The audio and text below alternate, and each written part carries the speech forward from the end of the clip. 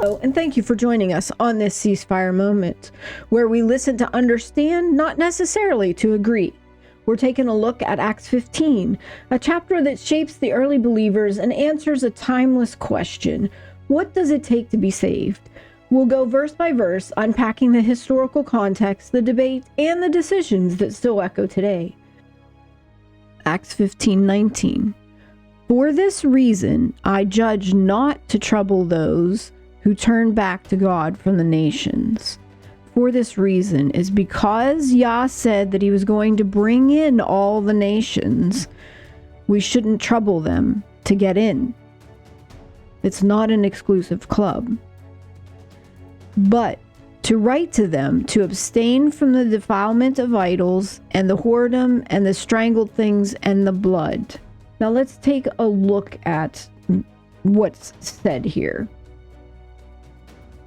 There's a variety of different interpretations of this, that it's about separating new believers from their old ways and keeping them out of pagan worship, temple activities, idols, feasts of the gods. Leviticus 17 and 18 forbid all of these. These four things would make a clean animal, which Yahweh allowed into the temple as an offering, unclean. So these are things that would defile a normally clean animal, so that it could no longer be offered in God's temple. I think to combine all of these, we could also see where the Israelites were given instructions when coming into a new land. Let's take a look at Deuteronomy 12. In Deuteronomy 12, we're not going to read through it all, but they're given instructions on what to do when they are first coming into the land and encountering people of other beliefs and are worshiping other gods. And what are they told to do? Destroy all the places where they serve their gods.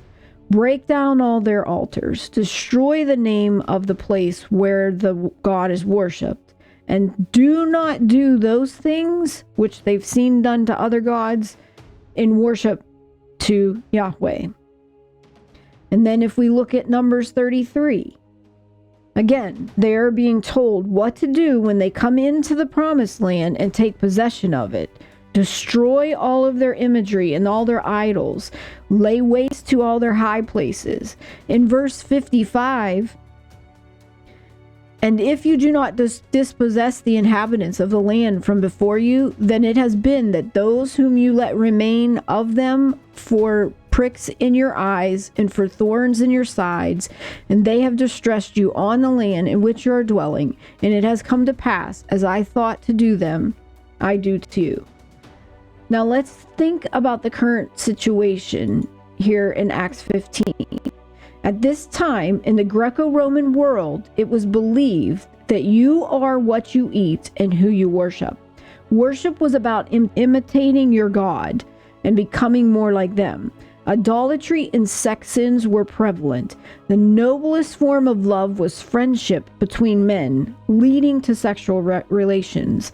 Many of the gods had fertility rites, which were practiced within their temples.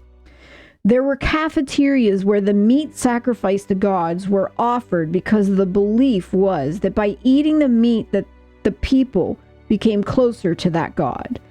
A problem arose because Gentile or people of the nation converts were still eating the meat sacrificed to these idols and these gods. It was a command in Leviticus not to offer meat sacrificed to idols. They were unclean and could not enter as such. Yah's kingdom has rules about how to eat, what to eat, how to live, setting his people apart from others. The same type of culture they experienced coming out of Egypt and into the Canaanite culture was the same as the Greco-Roman world. But in this case, they're under occupation. They can't literally destroy the places where the other gods are served, the idols. So the next best thing is to remove from these new believers the things which let them continue to worship their God, keeping their temple, which is their body, undefiled and clean.